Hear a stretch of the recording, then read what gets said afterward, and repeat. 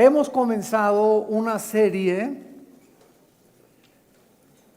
no quiero ni siquiera exagerar, pero es una serie impresionante, muy profunda acerca de la creación y la relación que esta creación que Dios hizo, que Dios llevó a cabo con el ser humano y con los ángeles y con todo lo que existe.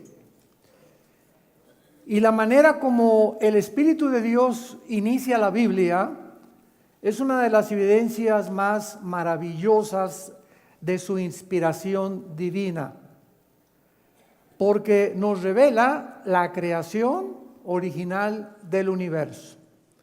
Hemos continuamente constatado y hemos explicado que el ser humano, en su afán de poder descubrir, conocer, investigar de dónde venimos, cómo se originó el universo, quiénes somos y hacia dónde se dirige la humanidad, ha usado pues la ciencia, métodos científicos. Por ejemplo, dentro de la ciencia de la geología y la astronomía, o la astrofísica y la física matemáticas, existen aproximadamente como 96 métodos para poder datar o poder investigar la edad del universo. Y como para que sea científico tiene que ser repetitivo, pues todos estos métodos son aproximados. Y entre los más conocidos está el carbono 14, que es hidrógeno que absorben las plantas y los animales que mueren, y a través de eso se puede datar que el animal vivió hace 2000 años, o los dinosaurios, un hueso de un dinosaurio vivió hace 10 billones de años, pero todas estas fechas desde luego son aproximadas. Después tenemos el potasio-argón y la radioactividad. Todos estos métodos científicos le han proporcionado al ser humano fechas o le han proporcionado una información aproximada, repito, de entre 10 a 15 billones de años que tiene la Tierra, el planeta Tierra. Sin embargo, la Biblia nos muestra que el ser humano tiene no más de 6,000 años de historia. En otras palabras, la Tierra fue formada antes que nosotros fuéramos colocados en esta Tierra, en este planeta. Entonces, si la Tierra fue formada antes que nosotros y tiene aproximadamente 10, 12, 13 billones de años, ¿quién habitaba la Tierra antes que nosotros? ¿Hay alguna evidencia en la Biblia de que este planeta estuvo ocupado antes que nosotros?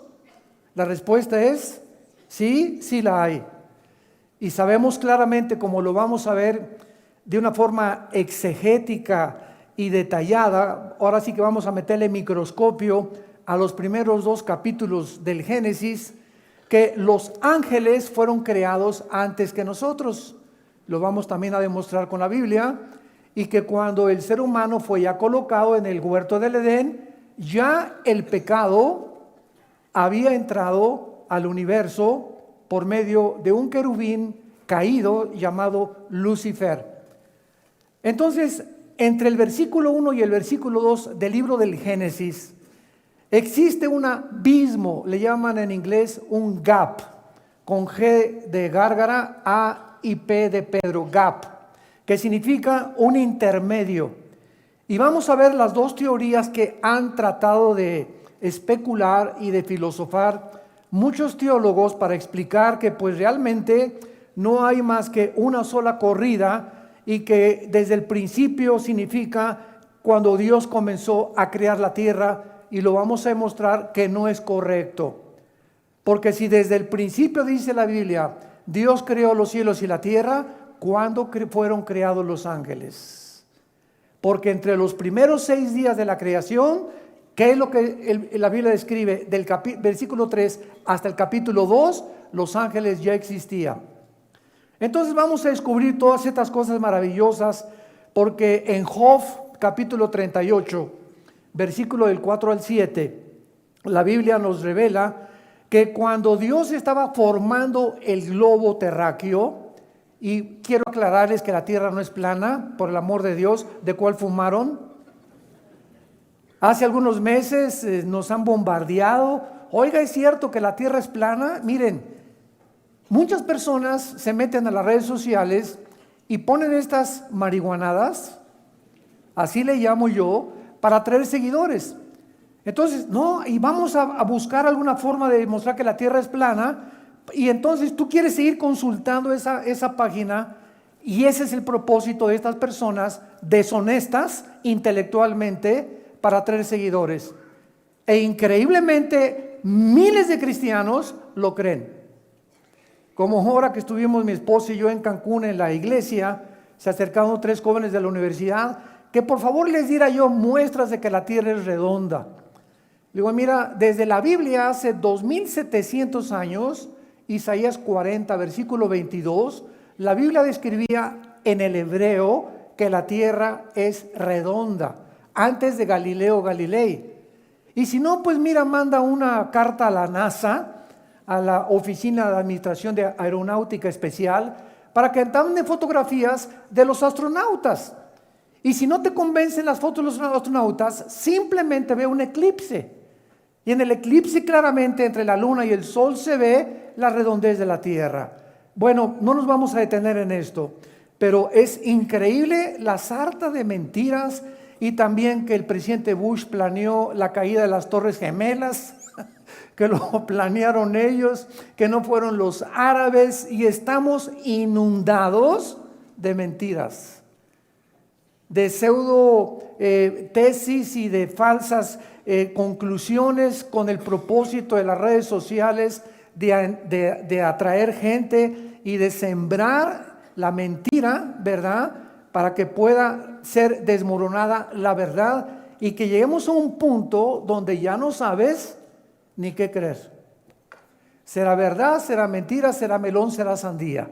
Como decimos en México, para no seguirle más adelante. Entonces, tenemos que entender que tenemos la Biblia y tenemos este documento histórico, geográfico, genético, biológico, químico, matemático, poético, literario, donde podemos poner nuestra atención en medio de tantas tinieblas. Como dice 2 de Pedro 1, 19 y 20, tenemos la palabra profética más segura, a la cual haríamos bien en estar atentos como a una antorcha que alumbra. Ya no te metas a internet, no te metas a las redes sociales, comienza seriamente a estudiar este libro y vas a conocer la verdad, y la verdad te va a hacer libre. Esta es la tercera conferencia de esta serie que se llama La creación de Dios, o La creación y Dios. Esta es la tercera conferencia, les recomiendo las primeras 2, examinamos bastante acerca de todo lo que estoy desarrollando ahorita, pero vemos también en Job 38, 4 al 7, que cuando Dios estaba formando la tierra y estaba el globo terráqueo, dice la Biblia que Dios le puso medidas. Dios es un arquitecto, y Dios cuando hizo el planeta Tierra no dijo, ¡bu! Que aparezca un globo por ahí flotando en el espacio, ¡bu! Que aparezca un sol. Todo en el universo tiene medidas. Y esto es increíble.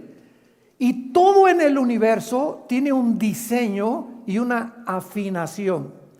Es como exactamente lo que se llama la irreducibilidad compleja. ¿Qué significa esto?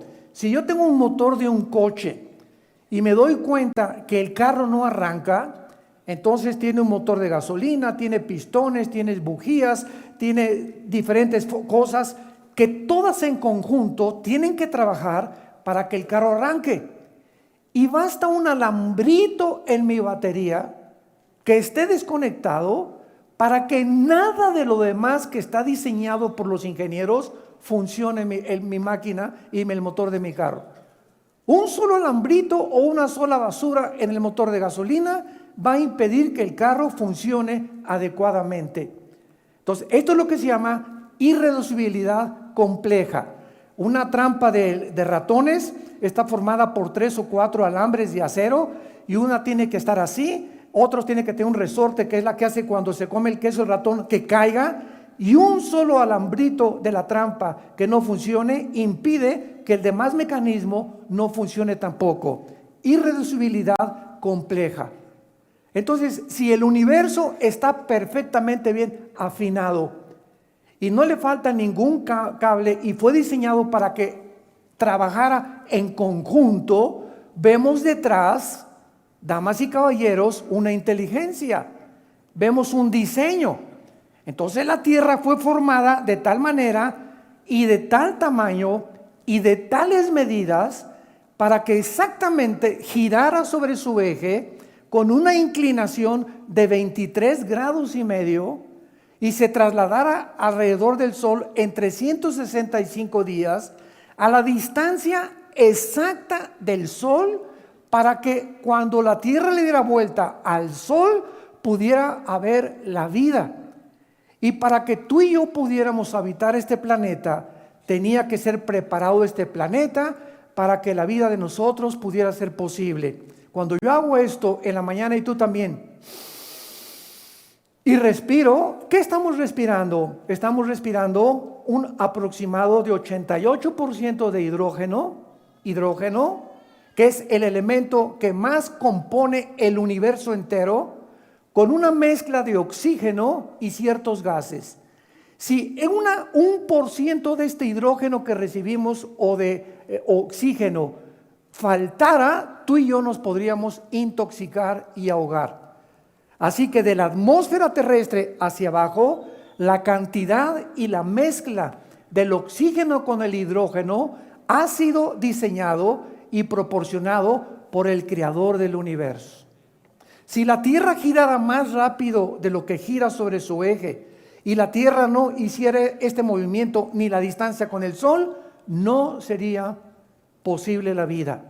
Mercurio, que está delante de nosotros, Marte, que está atrás de nosotros, y los demás planetas tienen otro movimiento y tienen una atmósfera que es casi 1000 veces más tóxica que la del planeta Tierra. Entonces, por todos lados nos damos cuenta que los cielos cuentan la gloria de Dios. Salmo 19. Y un día emite sabiduría a otro día. Cada día amanece y vemos la puesta del sol salir allá en el horizonte y nos damos cuenta cómo ilumina todo el universo y nos quedamos extasiados con los colores, las mezclas, el color que tienen las flores, las azucenas, los alelíes, las rosas que no han podido ser imitados por los mejores diseñadores, y nos damos cuenta el colorido de un pavo real. Qué perfección y qué combinación tan increíble de colores, y la cabeza anaranjada con amarillo, con café, combinando todos perfectamente bien. Y por todos lados, cuando tú eres cristiano, Dios te abre los ojos para que admires y bendigas al Creador. Y no te levantes nada más en la mañana con tu cafecito, ¿verdad? Y no ves nada, ni la puesta del sol, ni el jardín, ni los pajaritos cantar, porque así vive la gente en un planeta. Van a Acapulco y de la borrachera que se pusieron no disfrutaron ni la playa. Es increíble que hasta que nosotros tenemos los ojos abiertos, vemos la verdadera creación de Dios. Ahora, muy bien, todos sabemos que cuando la Biblia dice, en el principio creó Dios los cielos y la tierra, nos damos cuenta que en el original hebreo son 7 palabras. Y esto es asombroso, señores matemáticos que nos visitan, porque cuando vienes a la Biblia encontramos que el número 7, desde el principio del un versículo hasta el Apocalipsis, representa la perfección, la totalidad, lo que está completo. Y por eso llegamos al Apocalipsis: 7 espíritus, 7 sellos, 7 copas, 7 juicios, etcétera, etcétera. El 7 inunda, prevalece en los 66 libros de la Biblia con un propósito. Dios pone detrás de los números, que se llama en la Biblia gematría, con G de gárgara, gematría o gematría, un significado detrás de cada letra. Entonces escuchen lo que dice en el hebreo el primer versículo: Bereshit Elohim bara et samayim et eretz. Bereshit Elohim bara et samayim et eretz. En el principio Dios creó los cielos y la tierra. Son 7 palabras. Y en medio de esta palabra hay un símbolo de un menorá. ¿Cuál es el menorá? Es el símbolo que nosotros hemos adoptado como nuestros logos en Vida Nueva para el Mundo. Un menorá. ¿Qué es un menorá? Es un candelero con 7 ramitas.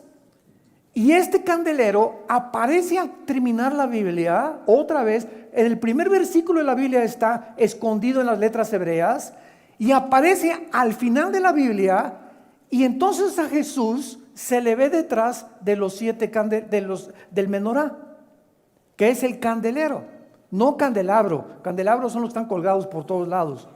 Es el candelero, menorá en el hebreo. Entonces a Jesús se le ve detrás del candelero y son 1, 2, 3, 4, 5, 6, 7. ¿Por qué? Muy bien. Jesús está en medio del candelero. Hay 3 ramas a la izquierda y 3 ramas a la derecha. ¿Qué significa esto?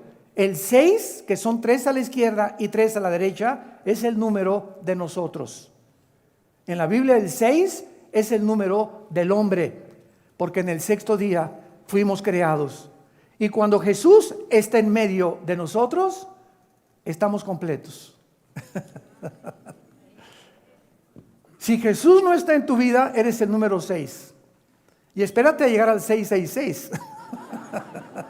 Ahora lo entiende por qué es el 666 el número de Satanás. Porque es el número del hombre elevado al 3, que es la deidad o la Trinidad. Eso lo vamos a ver mucho después. Entonces, qué maravilloso es el ser humano cuando entra Jesucristo a nuestra vida, y ahí comenzamos en el verdadero camino hacia la perfección. Porque sin Jesús, como dijo él hace 2000 años, puedes ganar el mundo y perder tu alma. Si tú te mueres y fuiste presidente de la República, fuiste Miss Belleza Latina, el cantante de los cantantes, y si tú mueres sin Jesús, naciste en tinieblas, viviste en las tinieblas y regresas a las tinieblas. O sea, tu vida no tuvo ningún significado ni ningún propósito y fuiste exactamente igual que una vaca o que un burro. ¿Qué me está usted diciendo, burro, hermano? Mira, la Biblia dice que los burros y las vacas se levantan y comen pasto. Todo el día están comiendo, trabajan, comen y duermen. Se levantan, comen, trabajan y duermen. Así es la vida. Dice la Biblia, no lo digo yo, en los Salmos, del ser humano que no conoce a Dios. En nada se diferencia de los animales. Te levantas corriendo a hacer el desayuno, te vas a trabajar, regresas y comes y duermes. Y así pasa tu vida, y toda tu vida, tu mente giró alrededor. Cómo hacer más dinero, cómo mantenerme en el trabajo, estresado, preocupaciones, hacia adelante, sin esperanza, y así te entierran.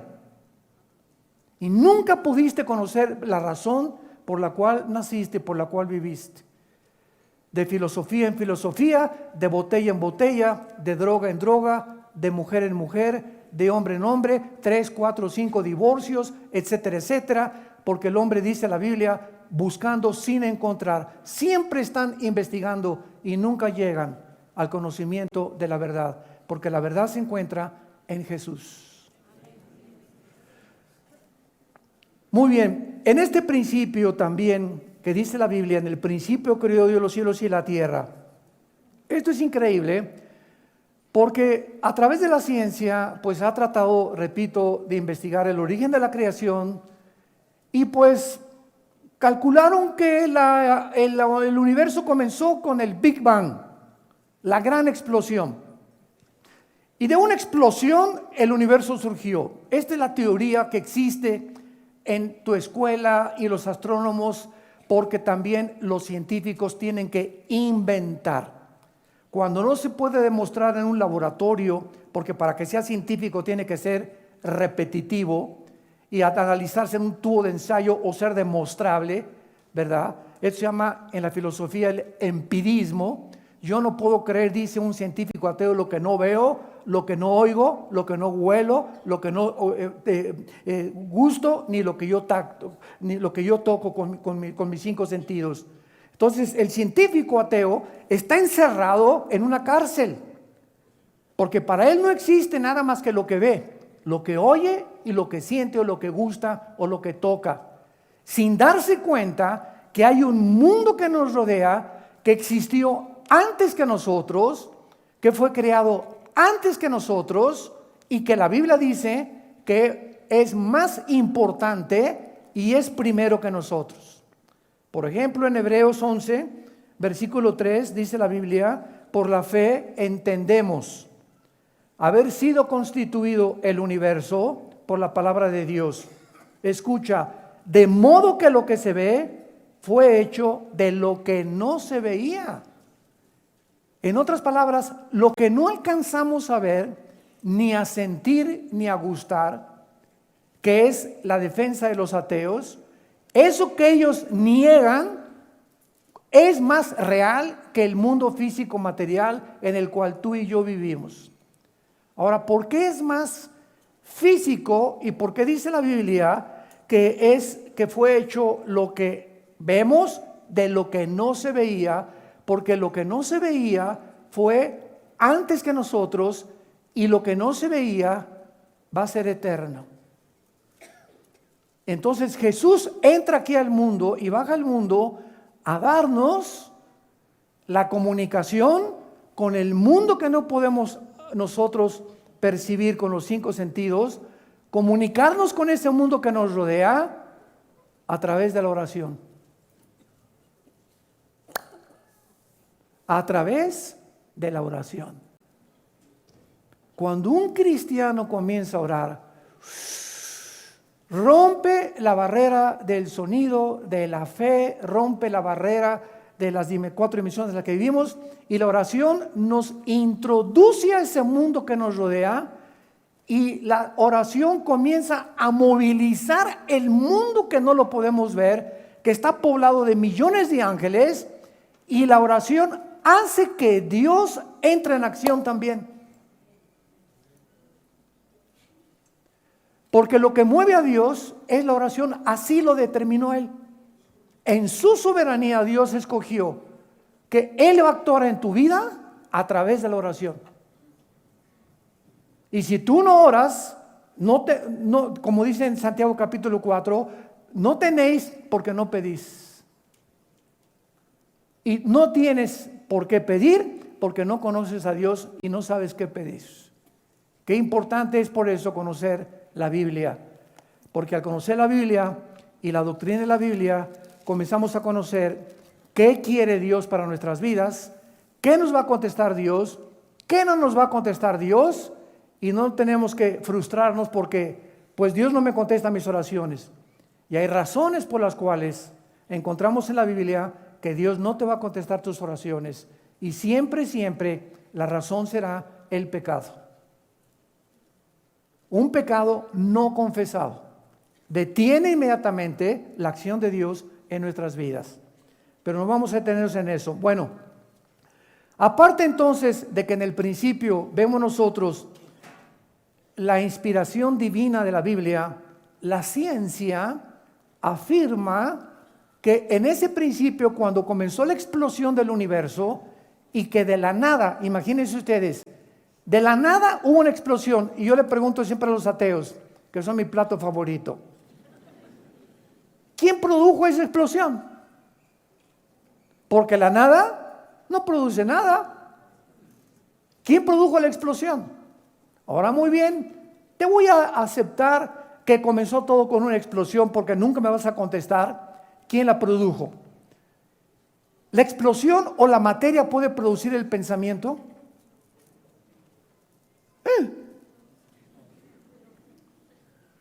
¿Puede producir la conciencia? La materia no produce nada, es materia, todo es materia. ¿De dónde vino entonces la conciencia humana? Pienso, como decían los griegos, pienso, luego existo. Y si existo, vivo. Y si vivo, tiene que haber una causa. Y esta causa es imposible que esté dentro de mí. Los griegos, sin tener un conocimiento profundo de la Biblia, concluyeron por la línea de la lógica elemental se llama esto en la filosofía, que una persona no puede tener su razón de su existencia dentro de ella, porque yo no escogí nacer, ni tener el color de pelo que tengo, ni de piel, ni de ojos, ni de estatura. Algo me produjo, y esto que está dentro de mí nunca me podrá llevar a entender cómo fui yo puesto en este mundo. Esta razón tiene que ser fuera de mí, tiene que trascender de mí. Y entonces los griegos le llamaron al Dios desconocido. Hechos capítulo 17. Cuando Pablo llega a Atenas, había un montículo que se llamaba el Areópago, y ahí estaban los discípulos de Zenón, los epicúreos y los estoicos, el grupo más predominante en el siglo antes del siglo I de la época de Pablo, cuando ellos comenzaron a enseñar que la verdad y el placer era lo único que valía la pena seguir en la vida. Pero cuando Pablo llega a Atenas, ve una estatua grandísima que dice en Hechos 17, al Dios desconocido, y les dice Pablo, a ese Dios que ustedes le llaman la fuerza, ustedes que se van a cargar de energía a Teotihuacán, ustedes que creen y que se inclinan ante una estatua, esto que ustedes adoran por todas las partes del mundo y por todas las civilizaciones, yo les vengo a anunciar, se llama Jesús. El Dios que hizo los cielos y la tierra no habita en templos hechos por manos humanas. El Dios que hizo el universo no puede estar confinado a 4 paredes y llamarle a esto la iglesia. La iglesia no es el edificio, por el amor de Dios. No le llamemos tampoco esto el santuario, por el amor de Dios. Pásenle al santuario. ¿Cuál santuario? ¿De dónde sacaste eso? Pásenle al santuario. El santuario lo tenemos dentro de nosotros. Nosotros somos la iglesia, el conjunto de personas. Y si nos reunimos en Chapultepec, si nos reunimos en un VIPS, 4 o 5 personas, ahí está la iglesia. No es el lugar. En el Antiguo Testamento Dios se confinó en un tabernáculo y después en el templo de Salomón. Pero cuando vino Jesús, le dijo a la mujer samaritana, ustedes adoran lo que no saben. Mi Dios, mi Padre es espíritu, y los que le adoran en espíritu y en verdad le tienen que adorar. Entonces llegamos a la Biblia y comienzan las vendas a caerse en nuestros ojos. Comenzamos a ver la luz, comenzamos a ser iluminados, comenzamos a entender, ese Dios quiere comunicarse con nosotros, quiere tener comunión con nosotros, quiere guiarnos. Ese Dios te ama, ese Dios te está diciendo esta mañana, te amo, di mi vida por ti en una cruz, y entiende que separado de mí nunca podrás llegar a tu futuro ni lograr nada en tu vida. Entonces, la ciencia está de acuerdo que en el principio existieron 3 elementos: la materia, el espacio y el tiempo. Apúntalo: la materia, el espacio y el tiempo. Estos 3 elementos del universo son indivisibles. En otras palabras, no puede existir la materia sin el tiempo, ni el tiempo sin el espacio, porque el tiempo es relativo de acuerdo a la teoría que Alberto Einstein descubrió. E igual a mc al cuadrado. La energía es igual a la materia por la velocidad del cuadrado de la luz multiplicado la luz de la luz al cuadrado. E igual a mc al cuadrado. Entonces esto nos muestra que en el tiempo aquí en la Tierra es de una forma, porque la Tierra se traslada en 365 días. Te vas a Marte y el movimiento de Marte alrededor del Sol es más lento que el de la Tierra, por lo cual el tiempo en Marte es diferente al de nosotros. Y si tú te vas en un cohete mañana a Marte y tienes 40 años de edad y tu esposa también tiene 40 años de edad y pasan 5 años aquí en la Tierra y no ha bajado tu gavilán, cuando él regrese a la Tierra, él va a tener 2 o 3 años más nada más y tú vas a tener 55 años de edad. ¿Cuántos hombres dicen, mándenos a Marte? Lo estoy oyendo, No crean, aquí oigo también bastante sinvergüenzas. Bueno, entonces esto es verdad, todo esto que estamos hasta el siglo XX. Hasta el siglo XX comenzamos con las físicas matemáticas, aunque Blaise Pascal y Laplace e Isaac Newton ya habían entrado en el mundo de la investigación, la física y las matemáticas.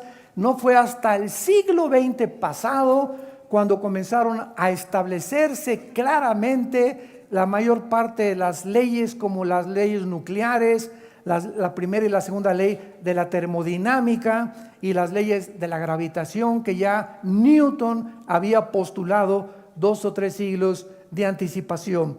Entonces, cuando nosotros hablamos de que Dios realmente comenzó y dice, en el principio, ¿qué vemos?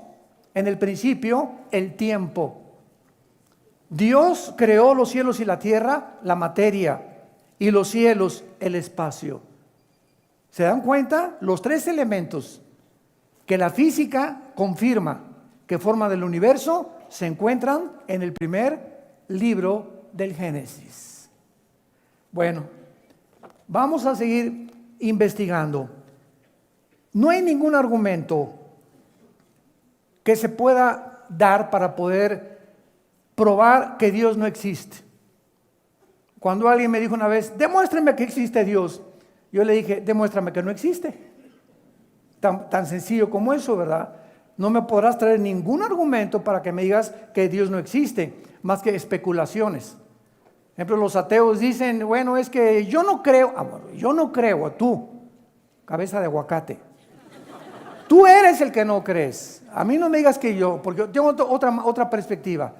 Dice el ateo, yo no creo que exista Dios porque si existiera Dios, no hubiera mal, no hubiera por qué no destruye a Satanás, porque le falta misericordia, porque permite que los niños se mueran de cáncer, porque hay tsunamis, porque hay destrucción.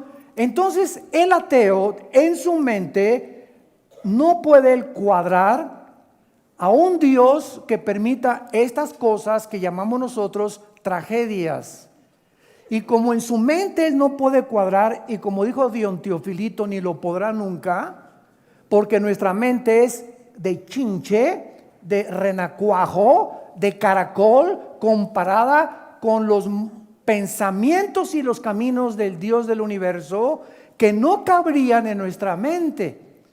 Entonces yo le digo a un ateo, ¿verdad? Muy bien, en tu mente tienes un Dios que no es el Dios de la Biblia. Porque entonces ese Dios que tú quieres que exista no debió haber permitido que el mal entrara al universo. ¿Correcto? Me contesta el ateo, amén, amén, amén. Yo, fíjate tu posición. Entonces tú estás pensando que si tú fueras Dios, serías más sabio que el Dios de la Biblia. Tú ahorita no entiendes por qué Él ha permitido eso, y tu posición es la de, mira Dios, tú el Dios de la Biblia, bájate de ahí y te me sientas aquí. Yo soy el abogado que te voy a comenzar a acusar. A ver, contéstame, ¿por qué permitiste los tsunamis? ¿Por qué permitiste estas cosas? Etcétera, etcétera. Entonces te conviertes tú en el acusador, creyendo en tu soberbia intelectual, que tú tendrías un Dios mejor o que tú hubieras hecho un universo diferente al cual Dios creó, porque tú no entiendes las razones de la sabiduría por las cuales Dios permitió lo que Él existe ahorita. ¿Cómo puedes atreverte a creer que tú eres más sabio que Dios? Ahora fíjate la posición honesta de un ateo, que ya los ateos ya casi no existen. La posición más honesta, intelectual y filosóficamente es la de una persona escéptica o un poco agnóstica. Agnóstico, sin conocimiento. Una posición honesta es la siguiente: yo no sé por qué existen todas estas cosas.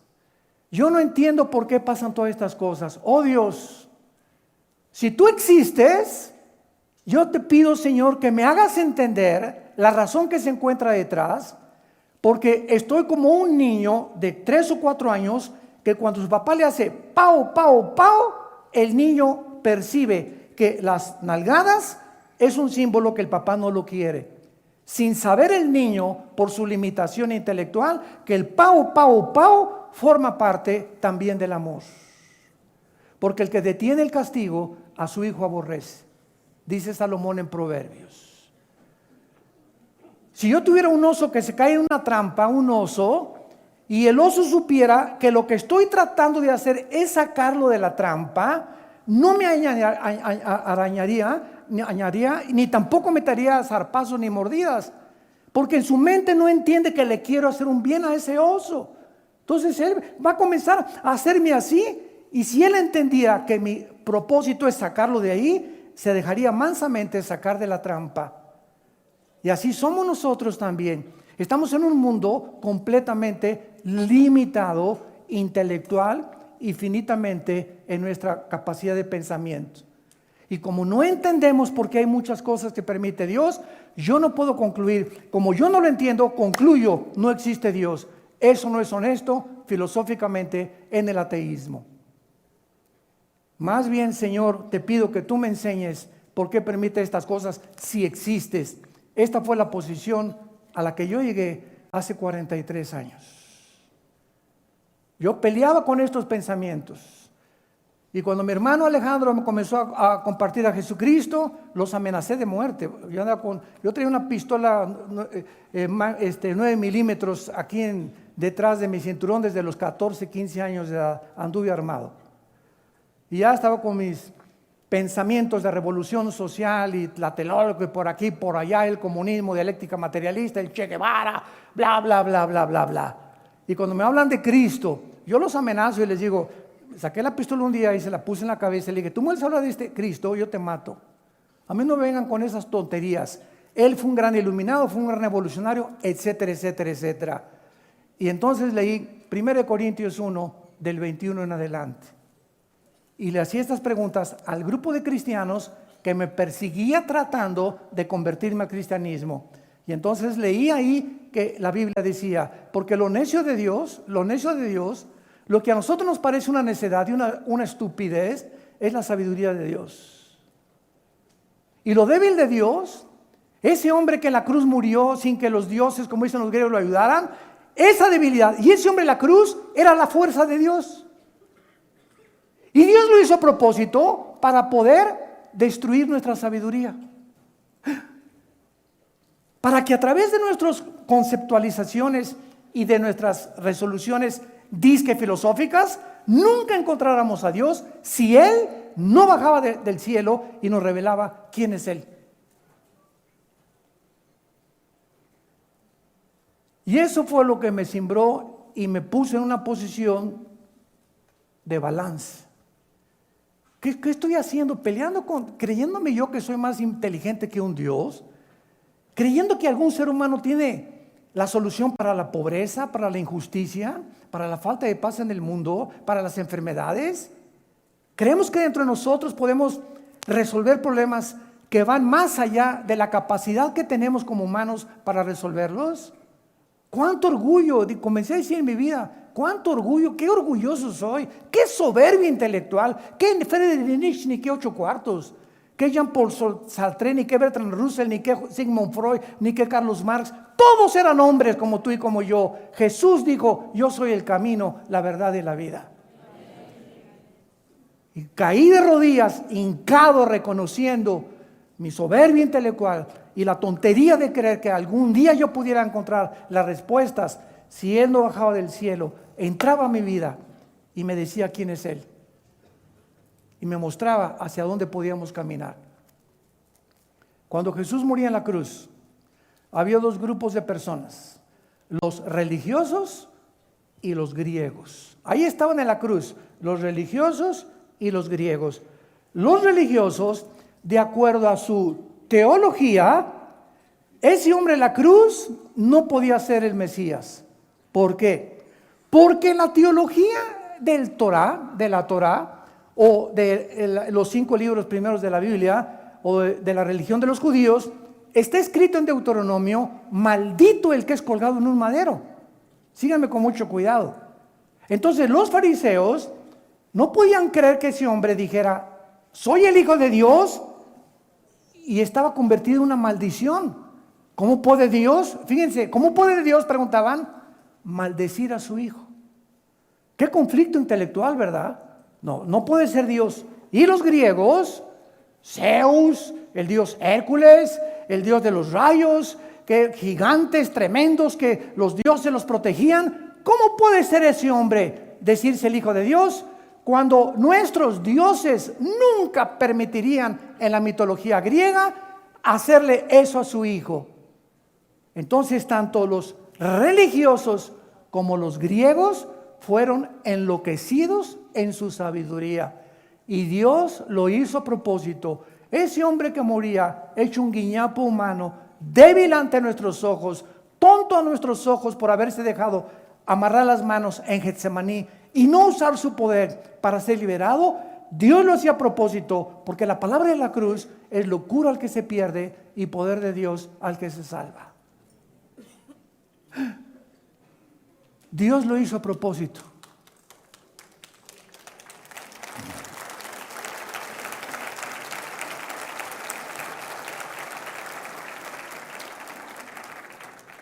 Este primer versículo de la Biblia refuta completamente el ateísmo porque postula la existencia de un Dios. Refuta el materialismo porque es Dios quien creó la materia. La materia no entró en el espacio sin nada, sin que nada la produjera. Refuta el panteísmo porque el panteísmo enseña, como los gurús, tu padrino el gurú Maharaji enseñaba: yo soy Dios y el universo es Dios, todo es Dios. Dios es el universo, Dios es la materia, nosotros somos Dios, somos dioses todos. La Biblia enseña en este primer versículo que Dios está separado de su creación. No es cierto que todo sea Dios y que Dios sea todo. Eso se llama el panteísmo. Y en cuarto lugar, refuta la evolución, porque no somos el resultado de una evolución fortuita ni accidental de los animales, ni de una selección natural darwiniana. Si Carlos Darwin hubiera conocido el ADN que se descubre casi un siglo después de su libro El origen de las especies, el ácido desoxirribonucleico, que en 1954 se descubrió por los doctores Crick y Watson, Carlos Darwin nunca se hubiera atrevido a postular que venimos de una evolución natural. Yo no creo que haya sido tan grande soberbio Carlos Darwin. Simplemente yo leí el libro, yo lo leí 3 veces, El origen de las especies, cuando era estudiante, y simplemente él postuló, puso ahí una teoría. Él jamás ni siquiera la aceptó que era verdadera. Y por eso tú lees en el libro, chance puede que, no estoy seguro, a lo mejor. Eso no es un lenguaje científico. Él simplemente estaba postulando, ¿verdad?, enseñando que era una teoría que él traía, porque no había otra forma de poder determinar por métodos científicos de dónde nosotros venimos. Ahora, muy bien, esto también es el fundamento, esto es muy importante, verdadero de toda la verdadera teología que existe, porque todas las filosofías humanistas, vamos a diferenciar. Humanismo es diferente a humanitarismo. Es importante definir términos cuando hablamos. El humanismo es la filosofía que enseña que el hombre es la corona de la creación, que el hombre va a encontrar dentro del hombre la respuesta de por qué estamos aquí, de dónde venimos, a dónde nos vamos. El hombre tiene la capacidad de resolver la pobreza, la injusticia y la falta de paz. Esto se llama humanismo. Cuando alguien, un gobernante, un juez, un diputado, un teólogo, un filósofo comienzan a enseñar que nosotros podemos resolver los problemas de la humanidad, esa persona la puedes clasificar como un humanista.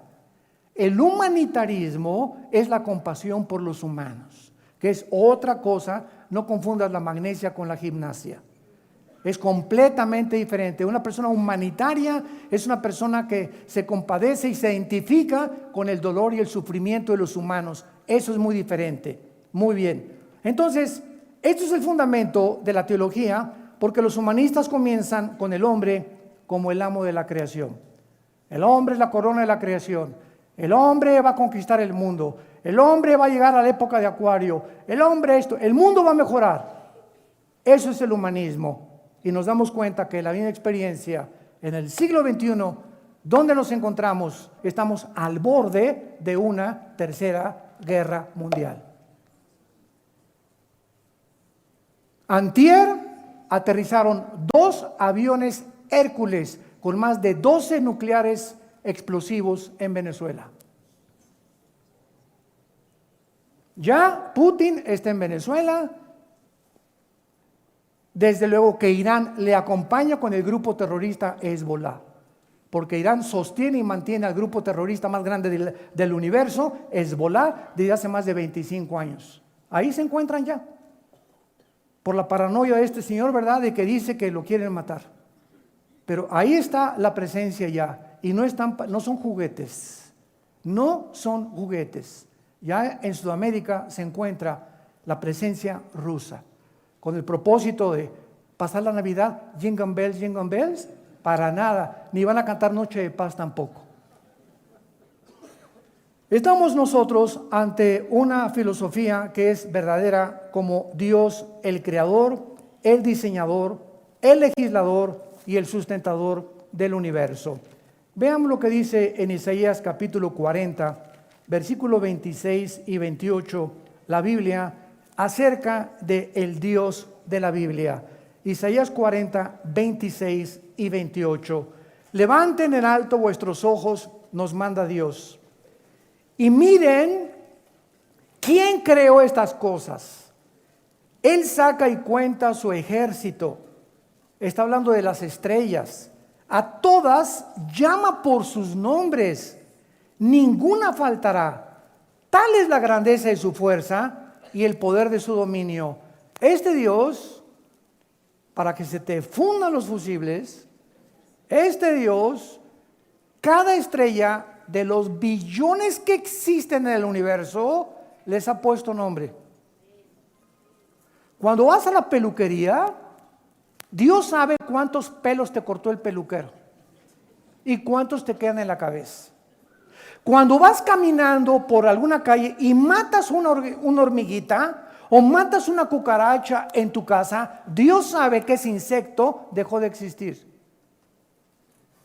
Cuando tú ves un hormiguero y ves la coordinación impresionante de las hormigas que no fueron anteriormente programadas ni son insectos indeterminados, sino que actúan instintivamente, y ves las hormiguitas cómo se cruzan, cada una sabe el granito de arena que tiene que cargar, dónde lo tiene que poner, quién las dirige, quién le dice aquí, aquí, aquí, acá, quién hace el hormiguero, quién las gobierna, y cada hormiguita que existen en los billones de hormigueros en el mundo, Dios sabe cuántas son. Ahorita que tú llegaste aquí a este lugar, ¿verdad? Repito, no es la iglesia, a este edificio. Cuando tú llegaste, tú no sabes dónde te ibas a sentar. Dios sabe cuando tú llegaste a este lugar, quién iba a estar a tu derecha y quién iba a estar a tu izquierda, atrás y adelante. Dios sabe el momento exacto en que te vas a parar y te vas a ir a tu casa. Esto se encuentra en el Salmo 139. Aún las palabras están lejos de mí cuando Dios sabe lo que voy a hablar. Mis pensamientos los conoce. Jeremías 1:5, Dios le dice a Jeremías: cuando estabas en el vientre de tu madre, te conocí. Cuando estabas en el vientre de tu madre, un feto, yo sabía quién eras, Jeremías. Y cuando aún no nacías, te di por profeta a las naciones. Dios escribe nuestro destino desde el vientre de nuestra madre. Él sabía dónde ibas a nacer, quién iban a ser tus padres, cómo ibas a crecer, cómo íbamos a ser desarrollados. Él sabía cuándo su hijo iba a aparecer en nuestra vida y tendríamos la oportunidad de recibirlo como Salvador. Y desde ese momento en adelante ya nos hace responsables de la información y del conocimiento que tenemos de sus verdades. Mira las estrellas y cuéntalas, son incalculables, yo las conozco todas, dice Dios. Dice el versículo 28 del mismo capítulo: ¿no has sabido, no has oído que el Dios eterno es Jehová, el cual creó los confines de la tierra? No desfallece ni se fatiga con cansancio, y su entendimiento no hay quien lo alcance. Isaías 45, versículo 18, porque así dijo Jehová, que creó los cielos. Él es el Dios que formó la tierra, que la hizo, la compuso, no la creó en vano. Para que fuera habitada la creó, yo soy Jehová y no hay otro. Te damos gracias, Señor, en esta mañana por tu palabra. Guíanos, Señor, en este maravilloso estudio del Génesis, donde estamos estableciendo los principios básicos de tu teología, de tus caminos, para que podamos comprender, antes de seguir adelante, quién eres tú. Gracias porque nos has revelado el conocimiento de tu voluntad. Nos has dado a conocer quién eres mediante el Espíritu Santo y la Biblia. Nos has dado a tu Hijo en una cruz, porque no había otra forma. No existía ningún otro camino en la que el ser humano pudiera comprender que de tal manera amó Dios al mundo que nos dio a su Hijo unigénito. Y esta comprensión apenas estamos comenzando a entenderla. Dios es amor. El que no conoce a Dios no puede amar como Dios ama, de una forma incondicional. El amor es sufrido, el amor no tiene envidia, todo lo espera, todo lo soporta, no busca lo suyo, no guarda rencor. El amor es la virtud más grande de Dios, porque en esa cruz Dios nos dijo que nos amaba, que nos sigue amando, y cuando tengamos dudas de que Él no existe, simplemente recordemos la cruz de Cristo, porque en esa cruz Dios obtuvo nuestra salvación, y lo que parecía para los hombres debilidad e incomprensión era la sabiduría de Dios escondida detrás de esa cruz y de su Hijo Jesucristo, escondida para aquellos que han alcanzado la madurez y han alcanzado la sabiduría para comprender a ese Dios incomprensible sin la Biblia y sin el Espíritu Santo. En esta mañana Dios te pide que vengas a Él. Muchos de ustedes que nos escuchan por las redes sociales lo han estado buscando. Millones de personas lo siguen buscando y siguen buscando sin encontrar. Porque Jesús dijo, el que me ve a mí, ve a Dios. Y nadie conoce a Dios sino el Hijo y aquel a quien el Hijo lo quiera revelar. ¿Quieres conocer a Dios? ¿Quieres saber por qué piensa como piensa y por qué hace lo que hace? Ven primero a su Hijo Jesucristo, porque Él es Jesús, quien el Padre escogió para que Él nos revele cómo es el Padre. ¿Qué tengo que hacer?, me preguntarás, para tener esta relación íntima con ese Dios increíblemente grande para mis pensamientos. Solo dile ahí en tu corazón, perdona mis pecados, me arrepiento de mi vida, creo que en la cruz pagaste por ellos con tu sangre preciosa y te pido que entres a mi corazón como mi Señor y mi Salvador, en el nombre de Jesús, amén. Vida Nueva para el Mundo se sostiene y propaga el mensaje de salvación de Jesucristo gracias a Dios y a tus donativos. Llevemos juntos el Evangelio de Jesucristo al mundo entero. Realizamos eventos, seminarios, congresos y diferentes programas para dar a conocer el mensaje de salvación y el poder de nuestro Señor, transformando y edificando vidas de mujeres, hombres, niños alrededor del mundo. ¿Qué pasa cuando decides hacer tu donativo? Aunque no puedas llevar la palabra personalmente a todo el mundo, de esta forma lo estás haciendo. Con tus donativos o aportaciones, estás sembrando y formando parte de lo que Dios está haciendo en su obra. Estás ayudando a traer luz a la oscuridad, paz al conflicto y esperanza a los que no tienen ninguna. Dona desde México.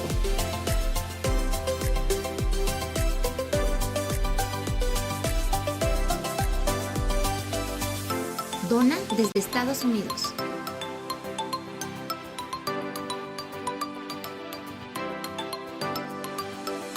Para el resto de donaciones de otras partes del mundo, www.vidanuevaparelmundo.org.mx/dona. Estamos cumpliendo la gran comisión. Por tanto, vayan y hagan discípulos a todas las naciones, bautizándolos en el nombre del Padre, del Hijo y del Espíritu Santo, enseñándoles que guarden todas las cosas que les he mandado. Y he aquí que yo estoy con ustedes todos los días hasta el fin del mundo.